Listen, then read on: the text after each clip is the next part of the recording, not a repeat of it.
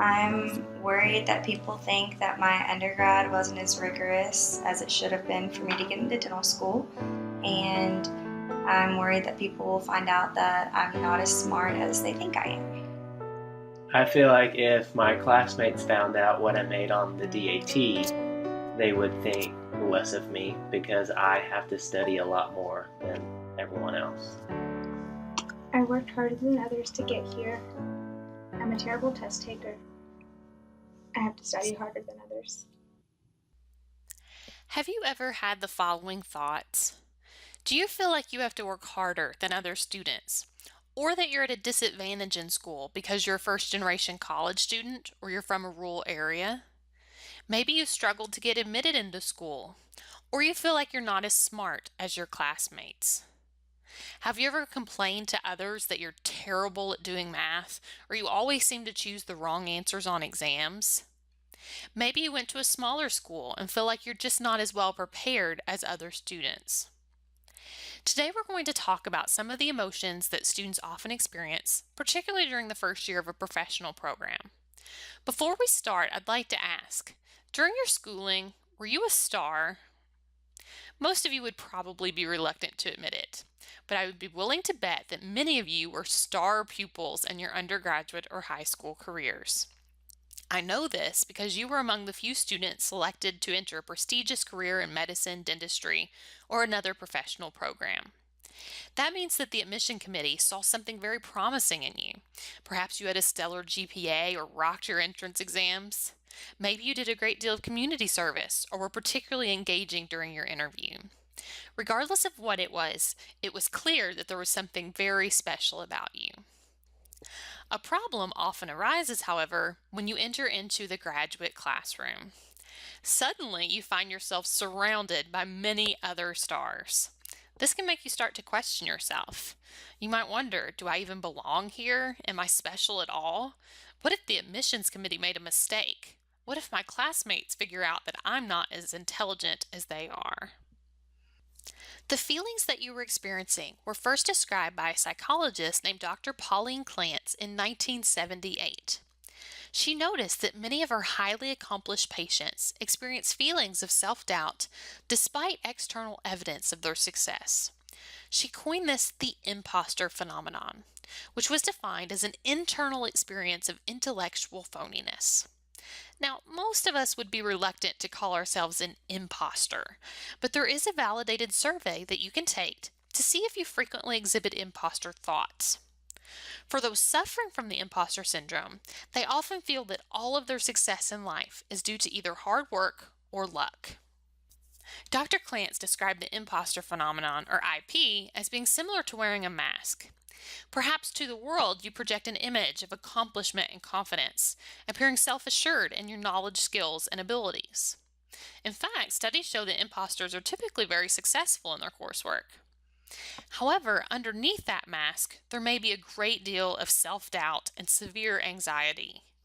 These feelings have been shown to be particularly common during times of transition, or when a person is surrounded by other highly accomplished individuals, such as starting a graduate program. Imposter syndrome can affect everyone, particularly those at the top of their respective fields. As Maya Angelou described, I've written 11 books, but each time I think, uh-oh, they're going to find out now. I've run a game on everybody, and they're going to find me out. Dr. Chan, who's chief of the World Health Organization, said, there are an awful lot of people out there who think I'm an expert. How do these people believe all this about me? I'm so much aware of all the things I don't know. Individuals with imposter traits may find themselves engaging in a cycle of imposter thoughts.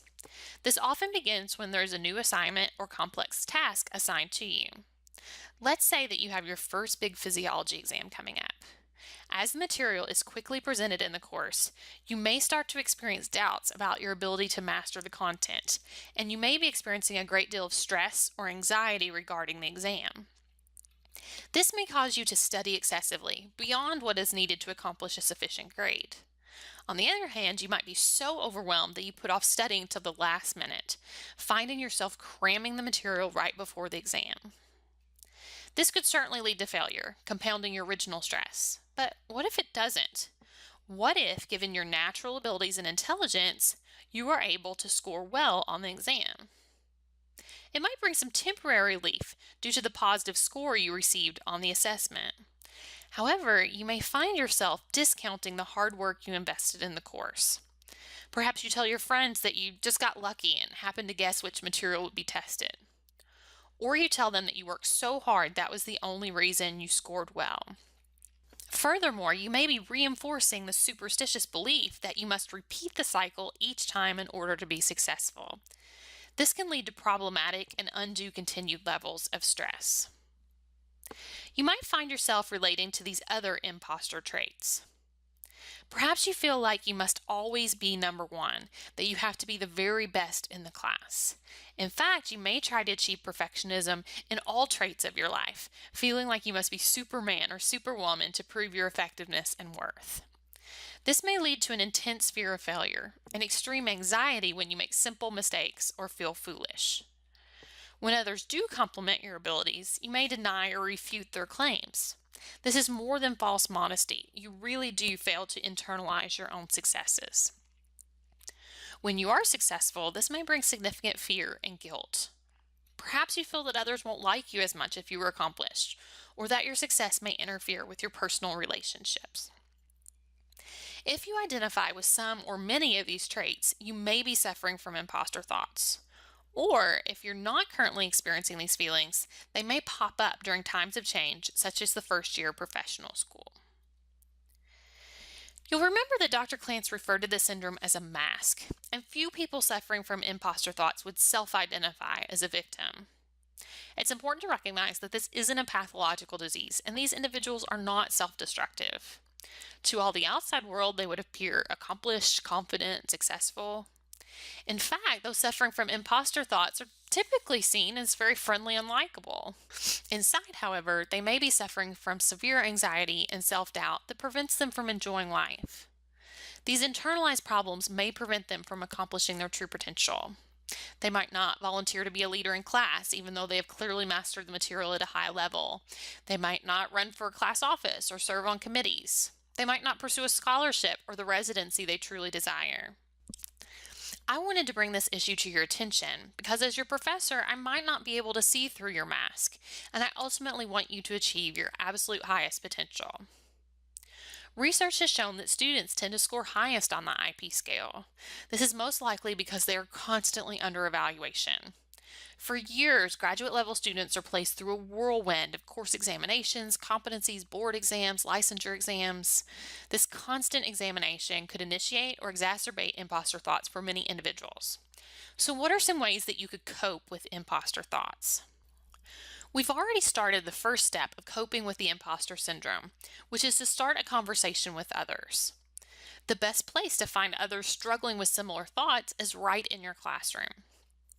You must realize that others around you may be having imposter thoughts and be willing to start an honest conversation with them. Now, when we truly get upset, who are we most likely to call?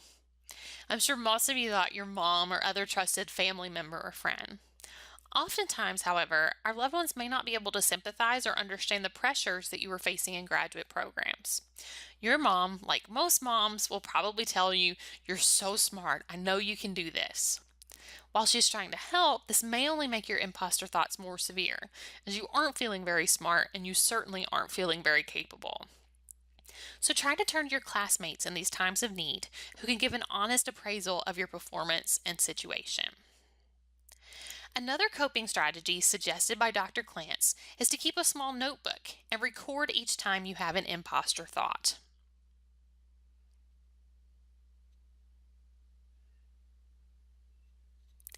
You can also label the imposter thought as well.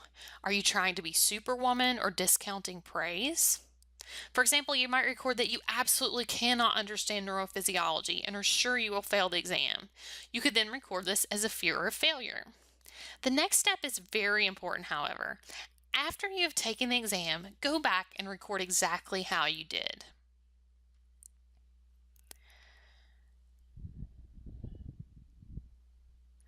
As you read through your notebook, do you notice a trend? Are your imposter thoughts an accurate portrayal of your ability? This type of awareness can be very helpful in both identifying when imposter thoughts occur and providing a more accurate assessment of new situations when they arise. You can also use this notebook to record a list of tasks you will be completing.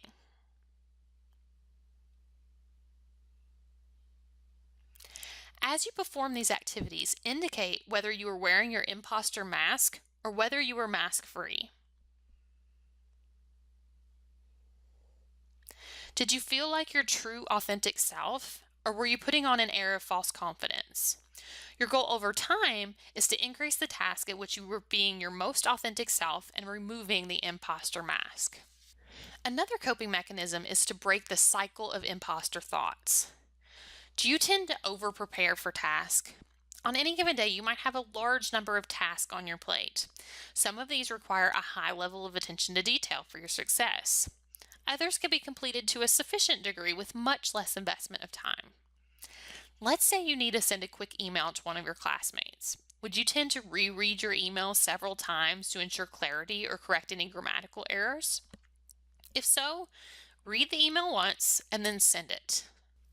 Even if this email isn't as perfect as you would like, it will not likely affect your classmates' perception of you or ultimately have any true effect on your life. Try to prioritize your time, spending less time on non-essential items and thus giving more time to dedicate to the most important task on your to-do list. Speaking of those important tasks, many of us have a tendency to procrastinate on things that bring us a great deal of stress or anxiety. Let's envision again that you have your big physiology exam coming up. Start a schedule for yourself that ensures you will complete your studying in an efficient and timely manner. Treat this as a contract that you must abide by each day. By spreading out your studying, you will be more likely to retain the information in your long-term memory. You can also even build in small treats for yourself for accomplishing small daily goals.